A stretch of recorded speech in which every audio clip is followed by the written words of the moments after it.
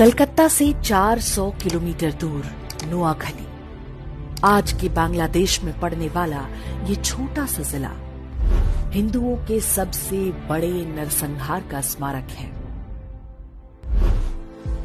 वो शरद पूर्णिमा का दिन था। बंगाली हिंदू इस दिन पारंपरिक रूप से माता लक्ष्मी की पूजा करते हैं। इसे बंगाल में कोजागरी पूजा के नाम से जाना जाता है। 10 अक्टूबर वर्ष 1946, स्थान नोआखली, बंगाल। सूफी दरगाह दायरा शरीफ के खादिम पीर गुलाम सरवर ने 20,000 मुसलमानों को संबोधित करते हुए कहा, अपने खेतों में तुम जो चावल उगाते हो उसे कौन खाता है? हिंदू खाते हैं। हिंदुओं की औरतें सुंदर क्यों होती हैं? क्योंकि उन्हें अच्छा खाना मिलता है। हमारी औरतें बीमार पड़ती हैं तो उन्हें अपने हाथों से कौन टटोलता है?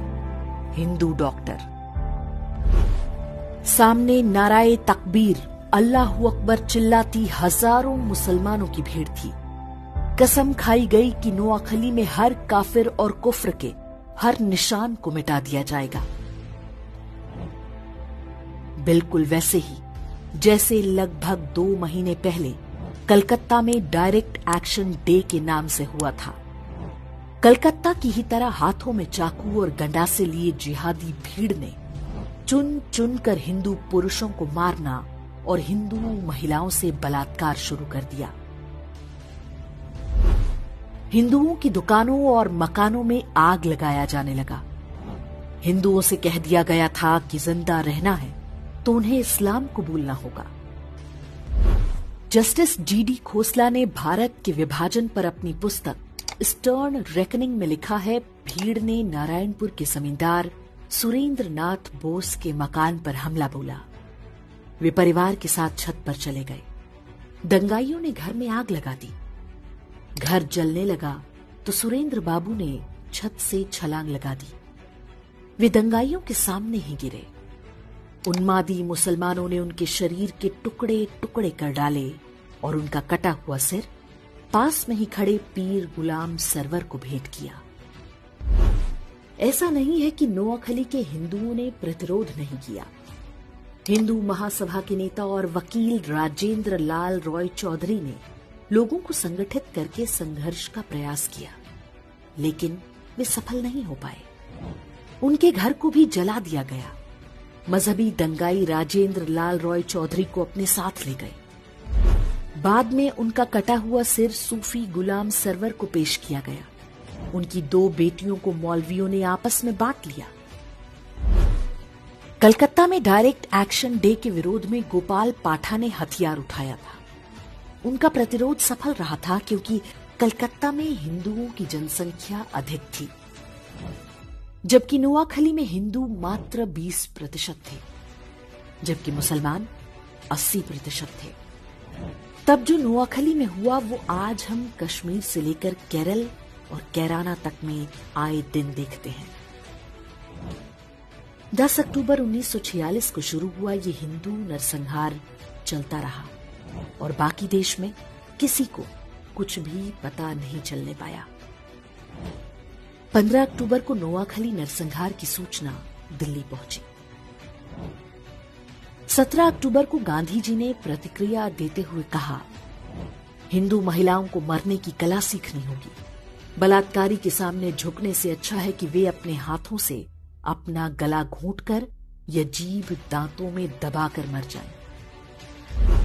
गांधी के इस असंवेदनशील बयान से पूरे देश में हिंदुओं में कड़ी प्रतिक्रिया हुई। इसलिए अगले दिन उन्होंने प्रार्थना सभा में अपने विचारों को और भी स्पष्ट करते हुए कहा, कल मैंने कहा था कि हिंदू महिलाएं अपना गला घोंटकर या जीभ दांतों से काट कर मर जाएं, लेकिन मुझे बताया गया है कि ऐसा करने से आत्महत्या संभव नहीं है। ऐसे में मैं हिंदू महिलाओं को जहर खाने की सलाह दूंगा। मैंने सुना है कि योग क्रिया से भी आत्महत्या की जा सकती है। मैं पता करूंगा कि ऐसा कैसे किया जा सकता है। नोआखली में हिंदू मारे जा रहे थे। अहिंसा और शांति के पुजारी गांधी जी हिंदू महिलाओं को आत्महत्या करने के नए नए उपाय बता रहे थे। नोआखली और आसपास के क्षेत्रों में जिहादी निर्वस्त्र हिंदू महिलाओं के जुलूस निकाले जा रहे थे, लेकिन गांधी शांति और अहिंसा की अपनी विकृत धारणा का सार्वजनिक प्रदर्शन पूरी निर्लज्जता से करते रहे। 19 अक्टूबर को कलकत्ता के अमृत बाजार पत्रिका में एक समाचार छपा जिसमें नोआखली के विभूति भूषण दास के हवाले से शीर्षक दिया गया, वी ऑल हैव बिकम मुस्लिम। इसमें बताया गया कि नोआखली में अधिकांश हिंदू पुरुषों को काट डाला गया है, महिलाओं और बच्चों को जबरन मुसलमान बना दिया गया, उन्हें गोमांस खिलाया जा रहा है और 5 वक्त नमाज पढ़ने का आदेश दिया गया है। बंगाल के तत्कालीन गवर्नर ने भी अपनी रिपोर्ट में इसकी पुष्टि की। नोआखली में जिन पुरुषों की हत्या की गई, उनकी विधवाओं का निकाह उनके ही पति के हत्यारे के साथ पढ़वाया गया। बूढ़े मौलवियों की गिद्ध दृष्टि छोटी बच्चियों पर थी, जिन्हें वे अपनी हवस का शिकार बना सके। गांधी के कहने पर कांग्रेस के तत्कालीन अध्यक्ष आचार्य कृपलानी और उनकी पत्नी सुचेता कृपलानी नोआखली के दौरे पर गईं। आचार्य कृपलानी ने अपनी पुस्तक Gandhi his life and thoughts में लिखा है कि हमारी मुलाकात बंगाल के मुख्यमंत्री सुहरावर्दी और गवर्नर फ्रेडरिक बरूच से हुई। जब मैंने हिंदू महिलाओं के अपहरण और बलात्कार की बात पूछी तो गवर्नर बरूच ने उत्तर दिया, ये तो होना ही था। हिंदू महिलाएं मुस्लिम महिलाओं की तुलना में अधिक सुंदर होती हैं। मेरा मन किया कि मैं उन्हें वहीं पर पीट दूं, लेकिन मैंने खुद को रोक लिया। सुचेता कृपलानी ने कुछ हिंदू महिलाओं को बचाकर राहत कैंपों तक लाने में सफलता पाई। पीर गुलाम सरवर हुसैनी इस बात से इतना भड़क गया कि उसने फतवा जारी करके कहा कि जो भी सुचेता कृपलानी के साथ बलात्कार करेगा उसे गाजी की उपाधि दी जाएगी। इसका परिणाम हुआ कि सुचेता कृपलानी हर समय अपने साथ जहर का कैप्सूल रखा करती थी। नोआखली नरसंहार शुरू होने के पूरे 1 महीने बाद गांधी ने वहां का दौरा किया। वे सबसे पहले पास के टिपरा नाम के स्थान पर गए। यहां दंगा पीड़ित हिंदुओं के लिए राहत शिविर चला रही सुचेता कृपलानी के साथ गांधी की मुलाकात हुई। उनके काम से खुश होने के बजाय गांधी जी ने सुचेता कृपलानी से कहा कि कैंप में रह रही हिंदू महिलाओं को निशुल्क खाना ना दिया जाए, बदले में उनसे काम कराया जाए। गांधी जी ने सुचेता कृपलानी को यह निर्देश भी दिया कि वे इन हिंदू महिलाओं से कहें कि वे वापस अपने गांव में जाकर मुसलमानों के साथ मिलजुल कर रहें, चाहे उनकी जान ही क्यों ना चली जाए। नाथूराम गोडसे और उनके मित्र नारायण आप्टे भी तब नोआखली गए थे। वहां पर वे राहत कैंपों में रह रहे हिंदुओं की सेवा करते थे। गोडसे और आप्टे ने वहां जो कुछ देखा और गांधी की बातें सुनी, ये कहना गलत नहीं होगा कि वही आगे चलकर गांधी की हत्या का कारण बना होगा। काशी हिंदू विश्वविद्यालय के संस्थापक महामना मदन मोहन मालवीय ने नोआखली में हिंदुओं के नरसंहार और महिलाओं से बलात्कार के वृतांत सुने तो उन्हें गहरा सदमा लगा। इसी कारण 12 नवंबर 1946 को उनका निधन हो गया। स्वतंत्रता के बाद बंगाल के पहले मुख्यमंत्री बने प्रफुल्ल चंद्र घोष ने अपनी पुस्तक Gandhi as I saw him में लिखा है, गांधी जी ने एक युवा से पूछा कि नोआखली में हिंदुओं और मुसलमानों की जनसंख्या का अनुपात क्या है। युवा ने उत्तर दिया, हिंदू 20% हैं और मुसलमान 80%। गांधी जी ने पूछा, जमीनें किस अनुपात में हैं? युवक ने बोला, 80% जमीनें हिंदुओं की हैं और 20% मुसलमानों की। तब गांधी ने कहा, संघर्ष का असली कारण यही है। अर्थात जिस व्यक्ति को राष्ट्रपिता बताकर देश पर थोप दिया गया, उसने जिहादियों के हाथों हिंदुओं के नरसंहार को आर्थिक असमानता से जोड़ दिया।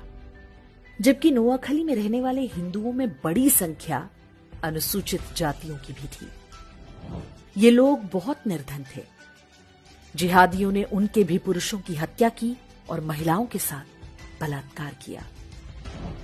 लेकिन गांधी का ध्यान केवल जिहादी हिंसा का बचाव करने पर था। इसमें वो बहुत हद तक सफल भी रहे।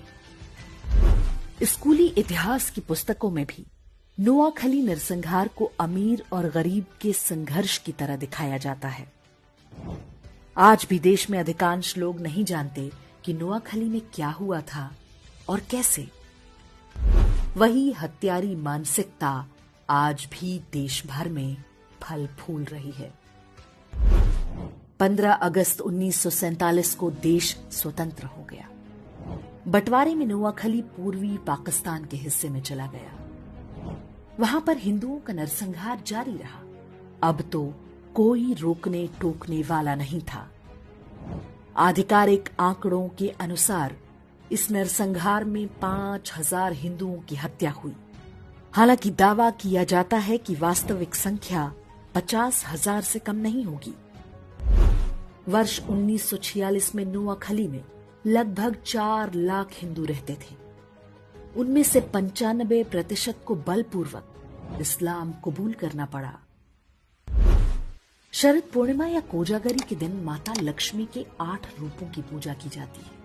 इन्हें अष्टलक्ष्मी कहते हैं। इनमें से एक रूप वीर लक्ष्मी का है। इस रूप में माता धन धान्य के साथ अपने हाथों में चक्र, गदा और धनुष बाण भी धारण करती हैं। ये संदेश है कि धन तभी तक सुरक्षित है जब हाथों में शस्त्र और शास्त्र दोनों हों। शस्त्र केवल पूजने के लिए नहीं, प्रयोग के लिए है।